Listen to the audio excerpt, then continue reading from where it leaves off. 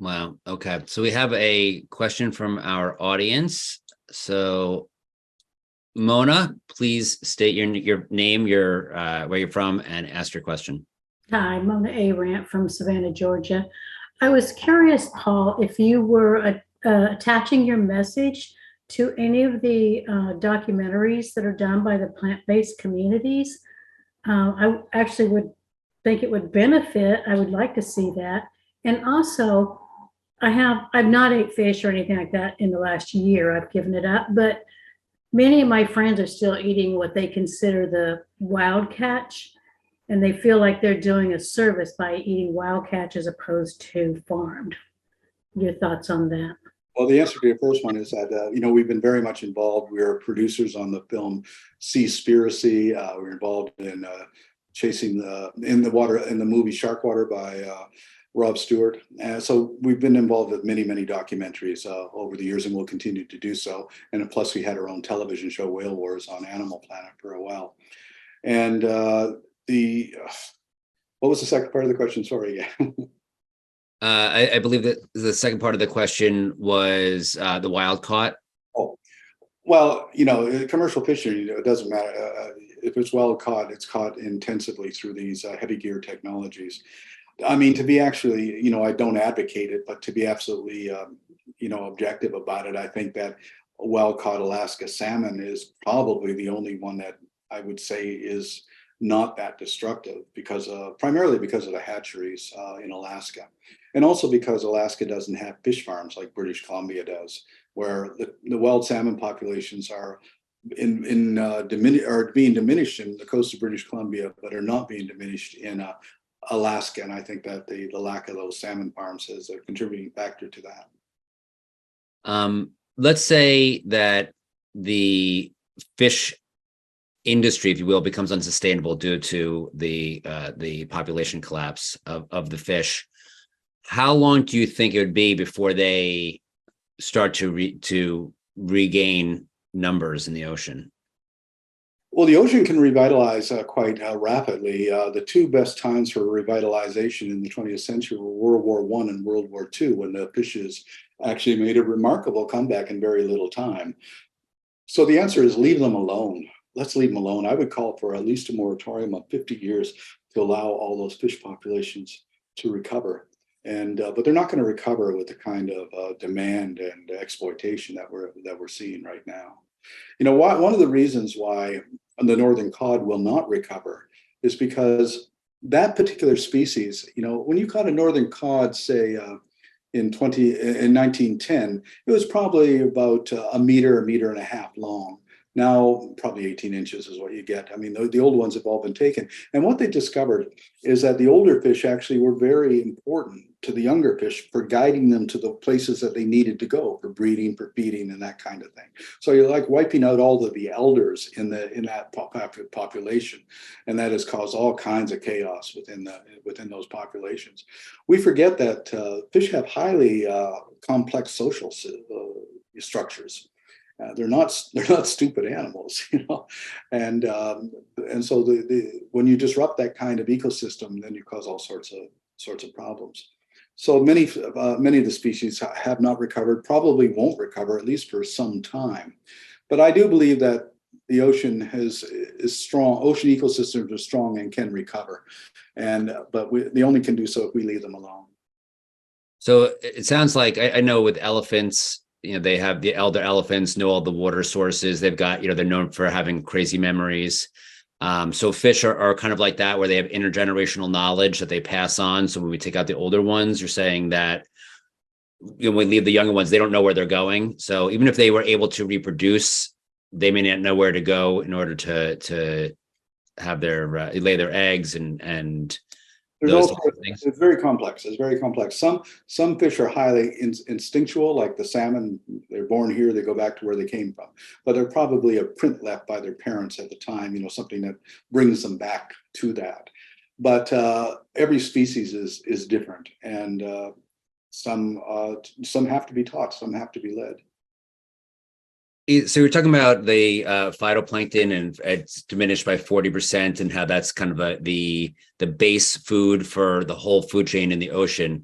Is there a way to rebuild it? Is it just leaving it alone? Is there something that people could do? Well, the more whales, the more dolphins, the more seabirds, the more fish, the more nutrients will be provided, and that will, of course, feed the phytoplankton. And that it could be more than 40% because the last scientific survey on that was in 2010, and that's when it was cited that it was a 40% diminishment. I haven't seen a survey since then, but I don't think it's gone up. I mean, it's gone down. Where does public opinion stand on this? Are people aware of how severe this issue is? And when they learned about it, what kind of support do you have? I know you had, the whaling wars, I believe, or was the TV show. The average person doesn't even know what phytoplankton is, really.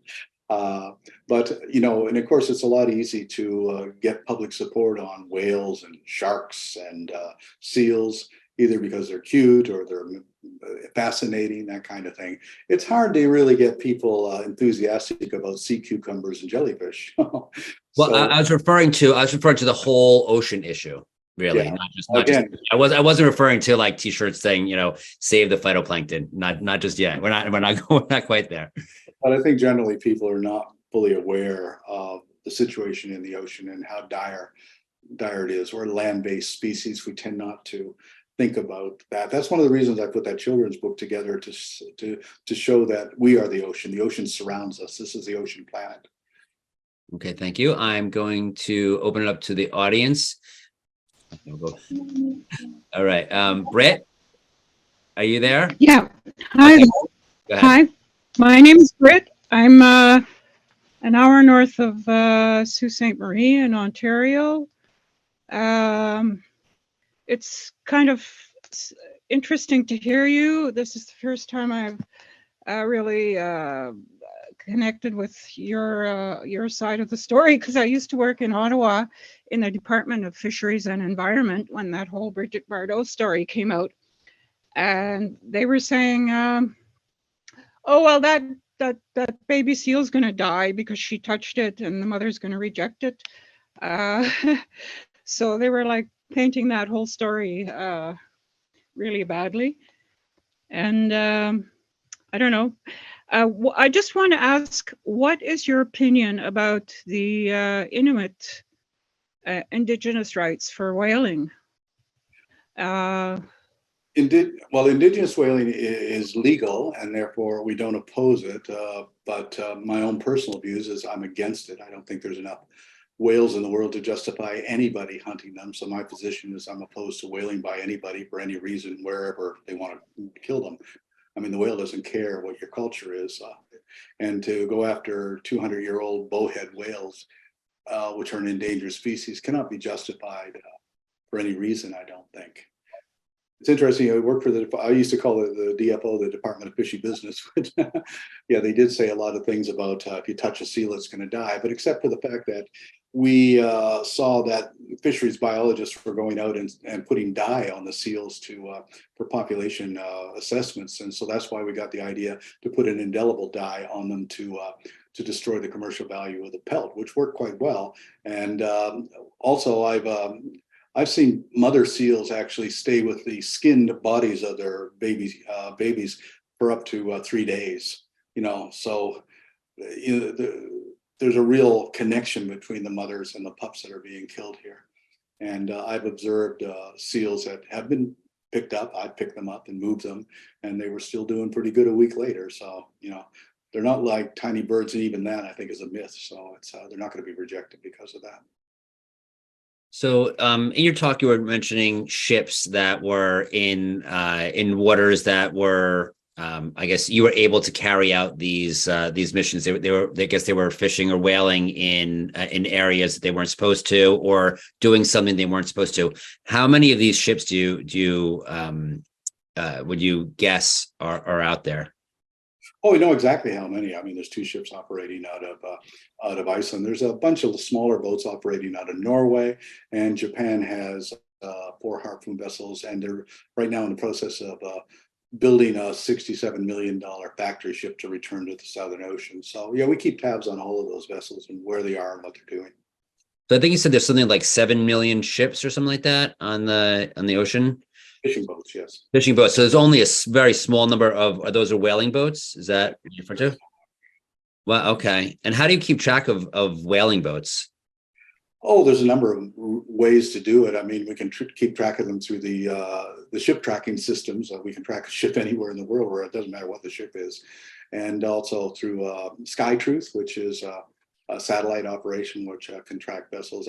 So we were able to find the whaling fleet down in the Southern Ocean, which is extremely difficult. I guess the best way to really describe how difficult it is try and find, say, a car somewhere in the United States, having no idea where it is, but all you've got is a bicycle. And that's how difficult it is. But we've managed over the years to find ways to track them down electronically and through a network of people, of informants and that kind of thing. Okay. And what about ocean acidification? Oh, yeah. Well, that's a really thing, a climate change issue, which is causing, as the oceans become acidified, that of course leads to the destruction, especially of corals, and affects crustacean and invertebrate creatures more than anything. But it does eventually can make life unlivable in that area. I mean, another problem that I mentioned is the fact of the removal of oxygen from the ocean, which is caused by agricultural runoff, and that it creates dead zones where the fish really have no oxygen to breathe. Okay. And what other organizations are out there that you would suggest for people to get involved in? Like, say, like people aren't necessarily, aren't looking to get on a boat in order to get involved, but they do want to get involved. What else would you suggest? Parley for the Oceans is a good organization. They're addressing really plastics in the ocean, trying to find alternatives and, collecting plastics and that, setting up educational projects. So we're working with them in that respect. But I would say that if you want to get involved, look in your own community. There's environmental conservation groups in every community, and the smaller ones are probably the most effective ones. The bigger the organizations become, the more bureaucratic they become, and the less they do. So strangely enough, the smaller groups get more done than the bigger groups. Do you find that? I would also recommend Sylvia Earle's Project Blue is another good one. Okay, thank you. And then I remember, I believe that it may have been in Cowspiracy or one of those types of movies where he was talking about I don't know the name of the organization, so I don't want to say it, but one of the larger organizations were actually suggesting to eat fish. Is that? Yeah, that's Oceana, I think. Oceana? How does that come about? The Marine Stewardship Council and that. When you really look into it, look at the funding base. Seafood industry does provide donations to nonprofit organizations that are involved with this. I especially am suspicious of groups like Marine Stewardship Council, where they will give a company an endorsement, but behind that endorsement is also a donation. Okay. And are there any governments that are tackling overfishing and these other issues, such as ocean acidification, killing whales, the coral reef issues, any of those issues? Are there any governments? If so, which ones, and what are they doing right? And if not, why not? Well, I think there are governments that are paying a lot of lip service to this, and I would say in the United States that the enforcement agencies are pretty good. To stopping illegal fishing within American waters. I think that, I've seen that isn't really a problem because of those enforcement agencies, whether they be state or federal.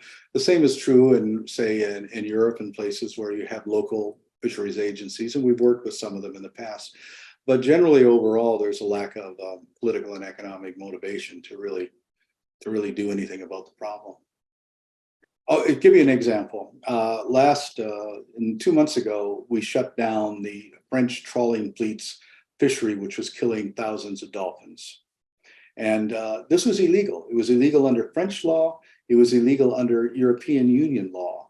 So why were they able to get away with it year after year after year? So my advice to the activists working with me there was, okay, these dolphin bodies are washing up on the beaches. Nobody sees them. They're out of sight, out of mind. Bring them to the Eiffel Tower, bring them to the steps of the National Assembly, bring them to the European Parliament. And that's what they did. And that got their attention. And just a month and a half ago, the French government outlawed that particular fishery. The result is, of course, a lot of death threats and threats to burn people's. I think one environmental groups had their offices burned by the fishermen, and that because it's dangerous when you achieve these kind of victories, but they have to be done. That fishery is killing thousands of dolphins every year, and and it's called bycatch. That's what that's just bycatches. Yeah, that's what they call it. So I believe that's the industry name. I've also heard it called buy kill by, at least in the vegan community, because it's essentially what it is, right? How do you? Okay, so you have people out there who are the fishermen. You're saying fishermen as opposed to the companies. The fishermen need jobs. They're fishermen. Perhaps they see that that is their only livelihood. How do you balance, or how do you get these people on your side when their livelihood is affected by you stopping them for what seems very valid reasons for the larger picture? Well, it's pretty hard to change the mind of anybody who's collecting a paycheck to be doing what they're doing, so for obvious reasons. But, yes, these fishermen have been put out of work in that particular area, but it's balanced against, do we allow the dolphins to live and thrive, or do we allow them to go extinct so these guys can have a job? I mean, 70 years from now, is that going to be the thing? Well, at least we had jobs, but overall, it's going to lead to more and more people being put out of work and having a hard time living because of the collapse of the ecostructure and everything supporting everybody. And then, so, if people don't want to fish, I find something else to do it. I remember a Newfoundland fisherman saying, well, what do you expect me to do after all these years? Find another job? And I just said, yeah, find another job, because this one isn't sustainable. And you'd mentioned earlier in the Q&A that these smaller populations will be impacted, like people who are actually like surviving off of catching fish, as opposed to the people who are eating fish once or twice a week because it's because they heard it was good for them, or they like the taste of salmon. What do you think will be the impact, though, on those people? Where in the wealthier countries where there's a lot more power for something to happen. Well, let's look at the economics. Let's take the northern cod, for example. For 300 years, fishermen from Europe and everything came over to the Grand Banks of Newfoundland to catch fish. And I would say up until 1950, they did the same thing every time. It was going out there, hook and line catch, bringing them back. And that industry was, the fish populations didn't crash. Then they moved in the drag trawlers, the midwater trawlers, these giant ships. That's what destroyed them, not the small fishing operations. Now, let's again look at the economics. What is one fish worth? Say you're catching fish off of British Columbia or the northern cod in Newfoundland.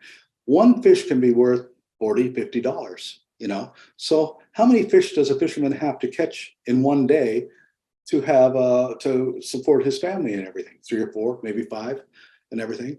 But that's not how it works. Thousands of them are being brought in by nets, which are only employing a handful of people. So what you have is something that could, if you support fishing, could support these people's jobs pretty much forever if you just do it in the way it always has been done, like the way it was done off of it, for instance, in the book Captain Courageous, about the cod fishery and that sort of thing. So it's the same with forestry. What is one tree worth? One tree can be worth $3,000 or $4,000. I mean, how many trees do you have to cut down in order to support your family? But clear cutting is not the answer. Go in and wipe everything out, put it on a barge, and send it to Japan or China for processing. That is certainly not sustainable. So there are ways of providing jobs by doing a low impact exploitation instead of a smart one. Personally, I'm opposed to fishing by anyone anywhere, but I'm not completely ignorant to the fact that it is a necessity in other places, and especially to places where they don't really have anything other than that. So, okay. And so how can we hold corporations accountable for their environmental impact? Is anyone doing that? Can it be done? Well, again, let's look at British Columbia as a good example. The herring industry is being overfished. They're just taking far more than they need. And why is this happening? Because that whole industry is controlled by one man, a guy named Jimmy Pattison. Where did he come from? He was a used car salesman. So he's taken his profits from selling cars, got control of the fishing industry, basically tells the Department of Fisheries and Oceans what to do and takes what he wants. And, so when you have all of these fishing operations that are in the control of this, just a small handful of people, very wealthy people who are controlling it. The killing of whales in Iceland is controlled by Christian Lofson, who's the wealthiest man in Iceland. He doesn't need to kill whales. He has more money than he needs. But, that's why we call him the Captain Ahab of Iceland, because he just loves to kill whales. But there's enough out there to provide people with jobs if it's done small scale. And without this industrialized operations, which are basically destroying life in the sea. Okay. And besides getting involved in an organization and stopping eating fish per se, are there any other ways that individuals can help preserve the ocean environment and the wildlife? Of course, when you stopping eating fish doesn't mean you're stopping eating fish, because if you eat hamburgers or if you eat eggs or whatever, you're eating fish, because the fish are being fed to these animals in order to produce them. But I think that, in addition to not eating fish, supporting organizations, especially those in your own small community, there's also just applying yourself to what you're passionate about. And, if you're a lawyer, if you're a teacher, if you're a filmmaker, then you do that and make that as your contribution to making this a better world. That's what we're all capable of doing. And it doesn't have to be fish. It could be anything. It can be protecting a river system. It can be protecting frogs. It doesn't really matter. Find what you're really passionate about. One of my favorite examples is David Wingate in Bermuda back in the 80s. He applied himself to protecting a highly endangered species called the Bermuda cow, or the storm petrel. And if not for him, that species would be extinct. Now, I can't think of anything more noble than the fact that you got involved and you worked to protect a species and you saved it. That is a lasting legacy. And I think something that your family and, going into the future, be very, very proud of that accomplishment. So I've got one more question, and then we're going to end the Q&A, which is, you mentioned that you were optimistic. What would be a reason for our audience? Because we hear all this stuff and it sounds scary, it seems dire. What would be a cause for optimism given this situation? Well, first of all, we haven't the ability to destroy the planet. The planet will survive. And so it's all about saving ourselves from ourselves. So it will recover. We'll take a lot of species with us. But again, according to these earlier mass extinction events, the planet will survive. So not concerned about the planet, but will we survive? Will our children's children survive? And that's where we really have to apply ourselves. And that means, I think, cultivating a biocentric point of view, this understanding that we're part of everything, and rejecting these anthropocentric concepts that we're better than everything else, that we're the center of everything, and that we're more important than every other species. I think that's really the key to it, is rejecting anthropocentrism, replacing it with biocentrism. Towards that, I actually set up my own church called the Church of Biocentrism too. It's not really a church in the traditional sense, but it's there to advance the idea that we have to live in harmony with all other species. Okay, well, I would love to go there someday. Thank you very much for your talk today. It was very impactful. I just want to open up the mic so that the audience can also say thank you for your time, Captain Watson. Scripture doesn't tell us, and I suspect that he never really took that.